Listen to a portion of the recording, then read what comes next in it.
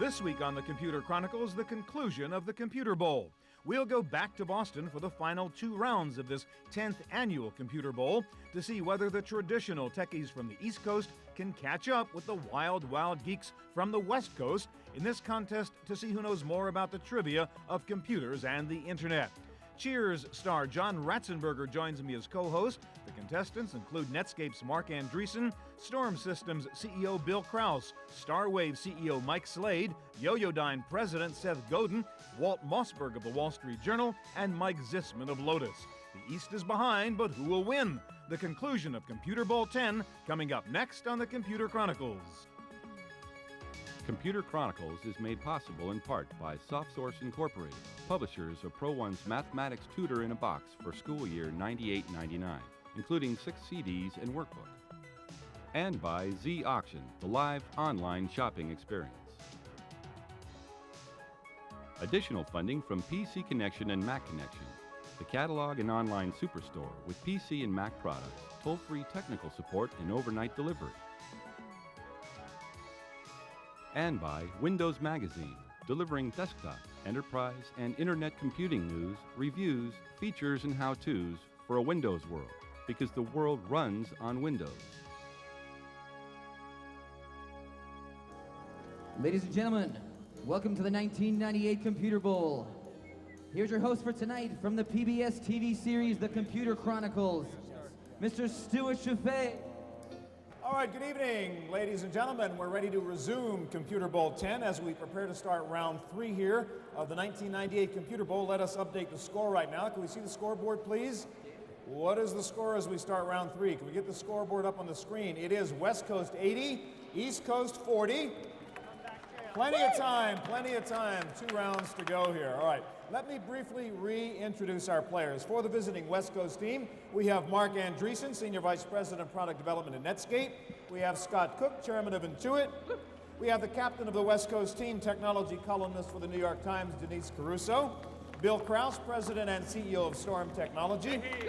Mike Slade, Chairman and CEO of Stormwave. That's the West Coast team. All right, for the East Coast team, the players are Seth Godin, President of Yoyodyne, Walt Mossberg, personal technology journalist for the Wall Street Journal. We have Mike Zisman, captain of the East Coast team. Mike is Executive Vice President of Strategy at Lotus. Ken Wash, President of the Software Publishers Association. And Robert Ziff, President of Ziff Brothers Investment.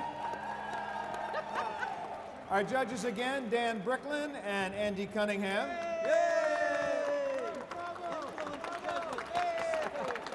Doing a stellar job under difficult circumstances.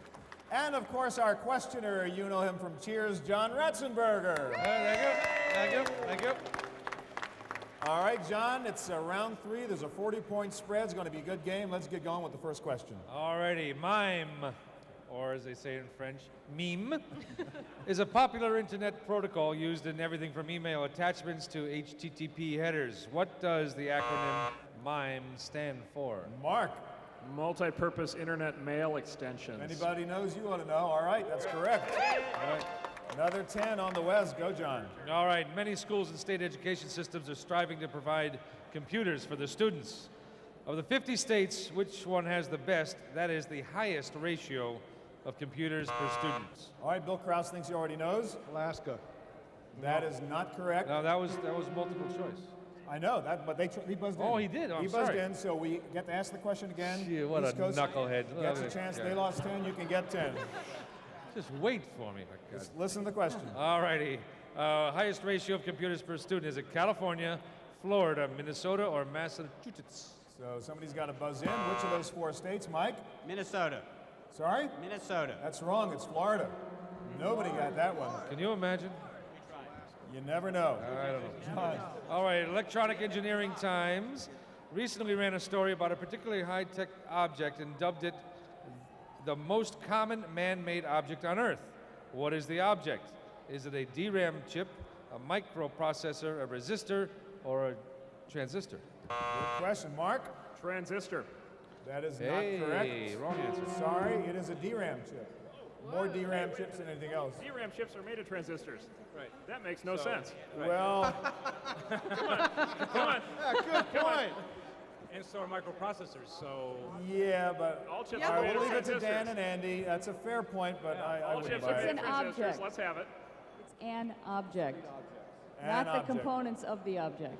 A transistor is an object. Andy says wrong. Okay. No, let's move along. Let's move along. There we go. Oh, wait, we got a light on over here. Hey, we're tough.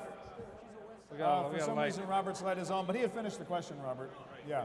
So can we reset? All right, John, go. All right, I thought it stood for Dodge Ram myself. All right, computer companies obviously have a big stake in the future legislation and regulatory practices.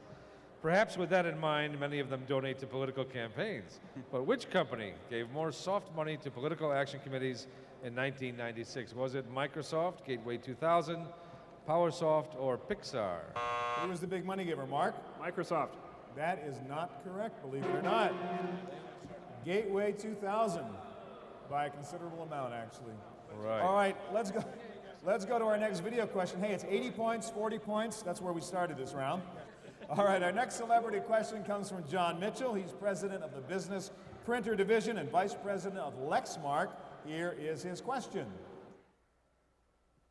In the 1970s, Gary Starkweather designed an important new technology that would forever change the way people use computers. The code name for this project was Dover. Starkweather went on to win an Academy Award in 1995 for his technical contributions to computer-generated film animation. What did Starkweather design? Was it the laser printer engine, the scanner, the CD-ROM drive, or the fax machine? Mike? Laser printer engine. Absolutely. 10 points over here for the East. All right. All right, narrowing the gap here. Yeah, go ahead, John. All right, Apple Computer recently scrapped... They didn't get their points. They didn't? They didn't get their points yet, guys. It was 10 points for the East. Let's keep up. These East Coast guys are no dummies, you know. All right, go, John. We'll All right. fix it, I'm sure. Apple Computer recently scrapped a next-generation operating system for the Macintosh. What was the code name for that operating system? Was it Allegro, Copeland, Rhapsody, or Yellow Box? Seth. Copeland. Of course, that was an easy one. All right, another 10 points. 10 points over here. Let's make sure we get the scoreboard up to date, please. 60. Should be Well, 60. Get the scoreboard up to date. They've won 2 points now. We're trying, okay. All right, we'll keep on going while they work on the scoreboard. All right. All right, all right. All right, I'll tell you what, now that we got the scoreboard up, guys, it's going to be bonus round time. Your turn. These questions are all about the internet. So how many points would you like to wager on each question, 10, 20, or 30? These will all be internet-based questions. Difficult internet-based questions. Even Mark Andreessen may not be able to answer. We'll do 20. 20. Whoa. 20 points apiece. The journal Science recently estimated the total number of pages on the internet.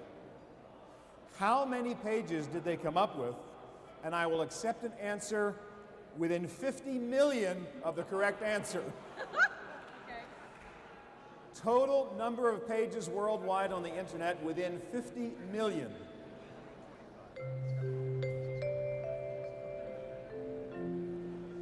Total number of pages worldwide on the internet right now is, what do you say, Denise? 350 million.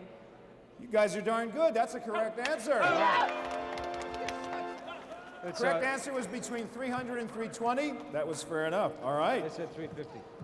In the same report, in the journal Science, investigators tested the performance of various search engines. Here's the question they asked.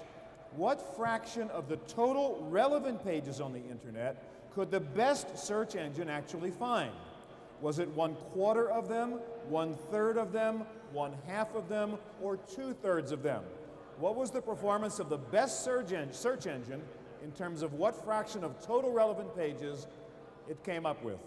1/3. That's right. All right. You guys are sharp. All right, got another shot, now another 20 points. The Webbies held their second annual awards event this year, honoring nearly 20 of the best worldwide websites. What website won the Webby Award for the weirdest site? Multiple choice. Was it Bert is Evil, the Museum of Dirt, the Crash Site, or Elvis on the Moon? And these are all real websites, by the way.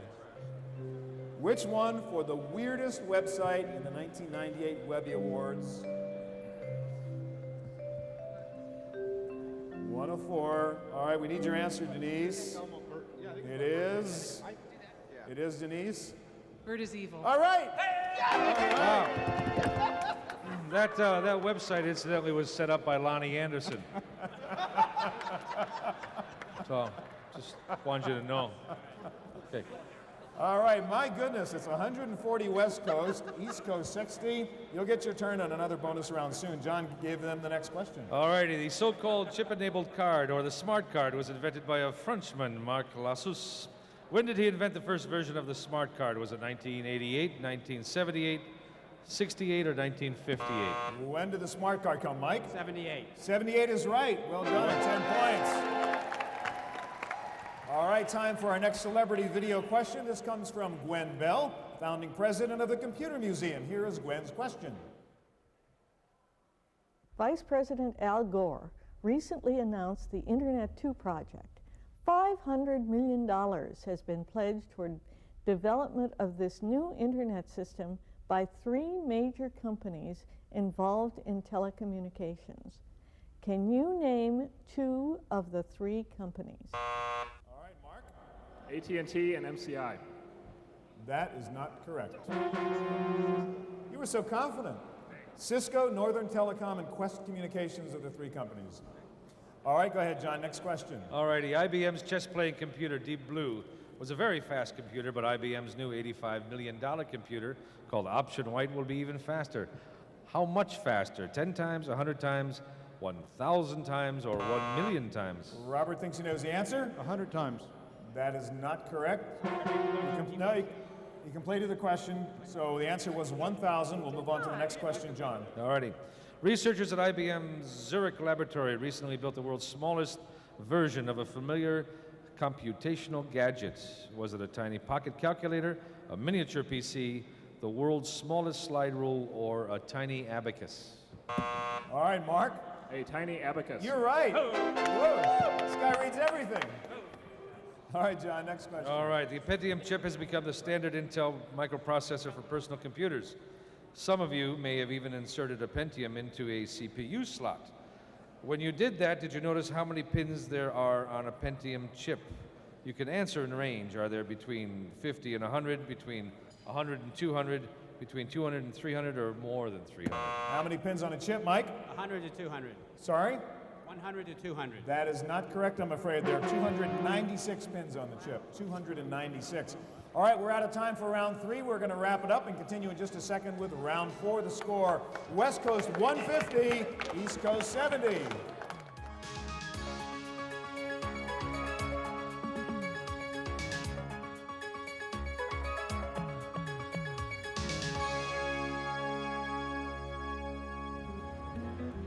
All right, so this is it. We are up to round 4, the final round in Computer Bowl 10. The score right now, West Coast 50, East Coast 70. I guess if you're 150, I'm sorry, East Coast, West Coast 150, sorry, West Coast 150, East Coast 70. That means if you guys, I guess, get all 3 points right in your bonus round question, you'd be ahead by 10 points. So there is hope. John, why don't we get going with the first question here? This is it. Let's fire it up. Many early programmers cut their teeth on a programming language called GW Basic. What do the letters GW stand for? Mike. Gee whiz. Gee whiz is right. You got 10 points over here. Whoa, they're hot. John. All right, the publishers of the Rough Travel USA Guide first put their entire contents of the book on their website in 1995. What effect did this have on the sales of the paper version of the book? Did sales drop by 25%, stay the same, go up 25%, or triple? What happened when we put it on the website, Seth? Triple. Right, their sales tripled. There's a moral. 10 points over here. Next one, John.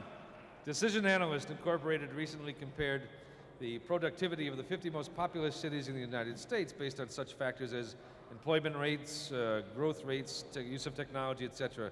Which city placed first? Was it Boston, Seattle, Minneapolis, St. Paul, or San Jose? All right, Michael? Seattle. Wrong. San Jose was the answer. All right, good try. You lost on that one. John, let's go to the next one. And it really does say here Boston placed 28th. I didn't want to tell him that. It's a local crowd. You know, come on, guys. All right, Computer Retail Week recently listed CompUSA as the #1 computer retailer in the country for 1997. Who came in second? Bill. Best Buy. Best Buy's right. All right. All right, let's go to our next video question. This celebrity question comes from Dave House, Chairman and CEO of Bay Networks. Here is Dave's question. The growth of the internet is in a large part the result of a network standard called TCP/IP. In that phrase, IP stands for Internet Protocol. What does TCP stand for? Mark? Transmission Control Protocol. You got it. Another 10 points over there. You're fast. All right, John, let's go. All right, in Silicon Valley, there are several streets and roads named after people and products in the computer industry.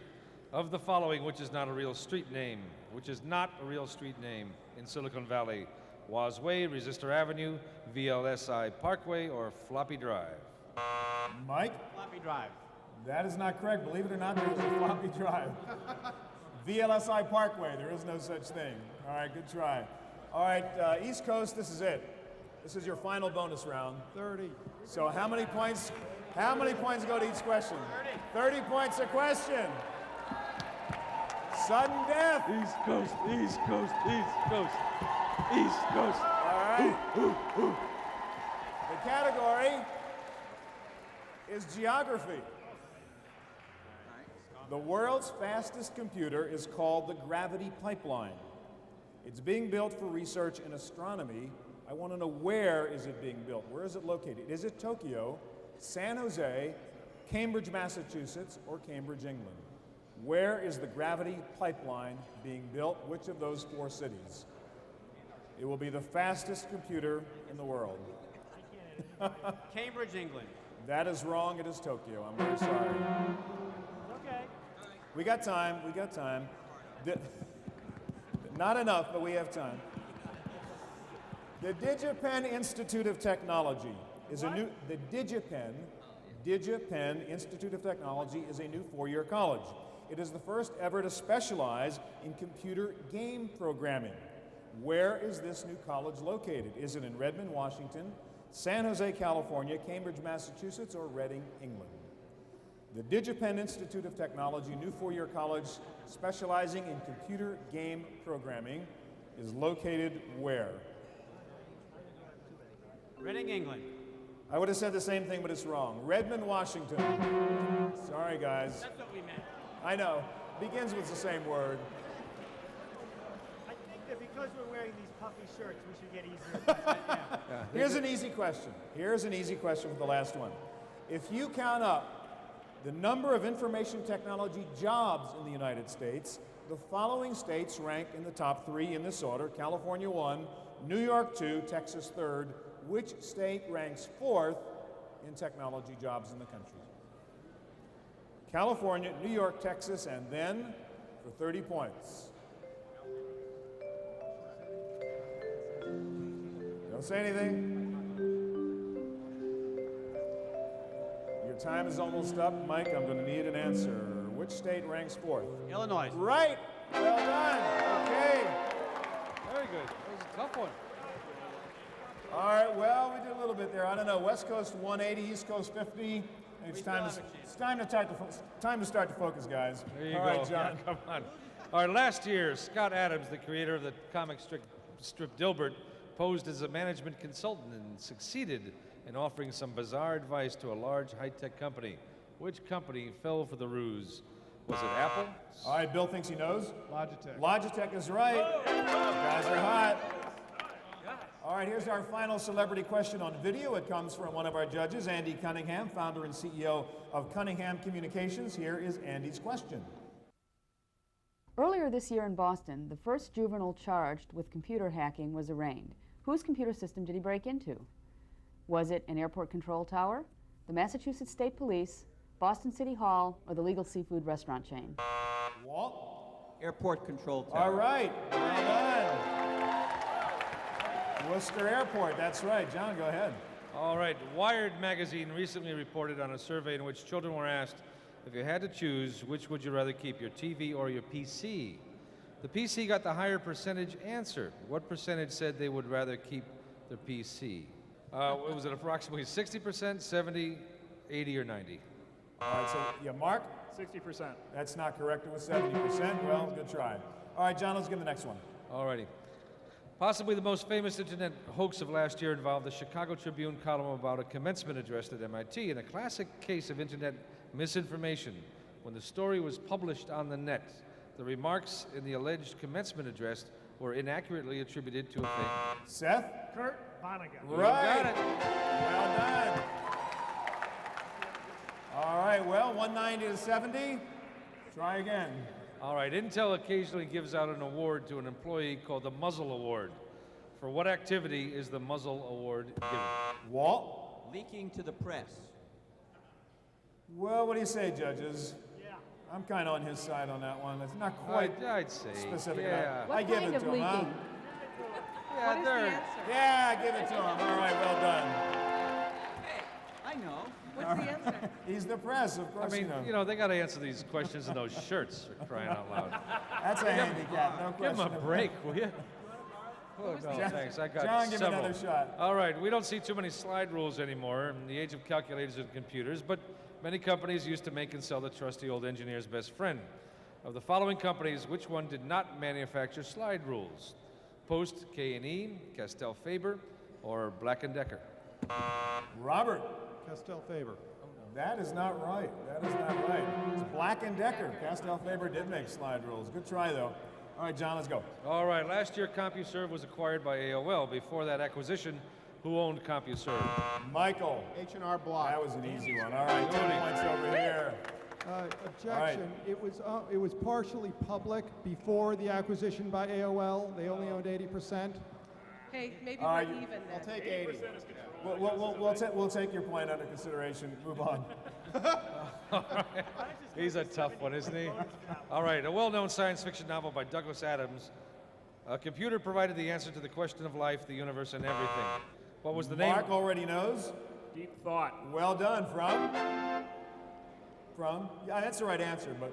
From what? Oh, life, the universe, and everything. Well, okay, Hitchhiker's Guide to Yeah, the here's a hint. That's right, you got your 10 points. Just having fun with you.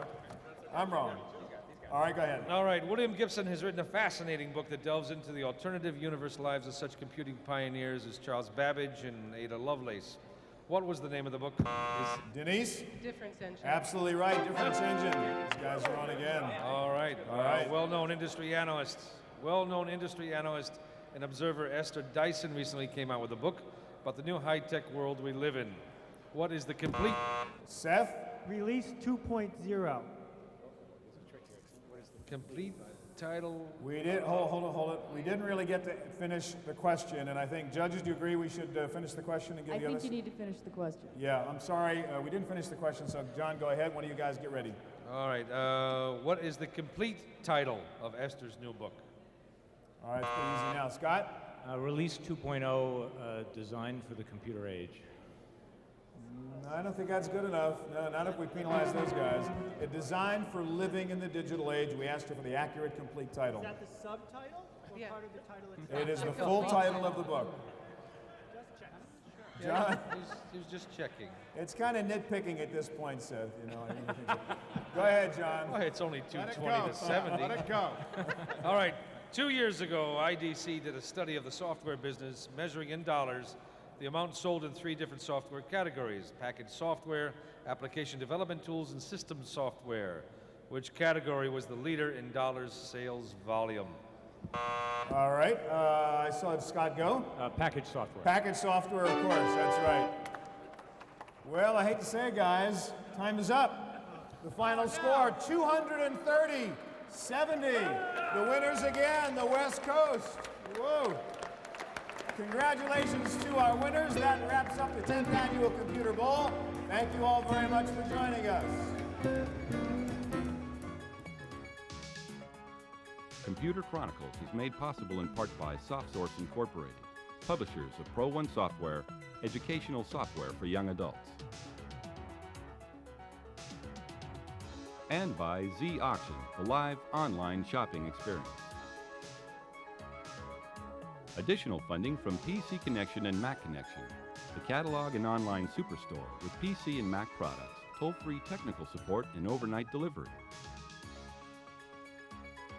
And by Windows Magazine, delivering desktop, enterprise, and internet computing news, reviews, features, and how-tos for a Windows world. because the world runs on Windows. To purchase a videotape copy of today's program, call toll-free 1-888-310-7850. Please specify the show number and the topic. Next week on the Computer Chronicles, home design software. We'll show you how to create your new dream home right on your PC. We'll show you how professional architects use the same kind of software to build million-dollar homes. If you just want to redesign a part of your house, we'll look at software that lets you create a new bathroom and a home center that uses computers to help you remodel that old kitchen. Plus, we'll visit one of the best websites for do-it-yourselfers and to look at some software that will help you plan the perfect garden around your house. Plus, My Pick of the Week, a terrific new program for redesigning yourself. It's all coming up next week on the Computer Chronicles.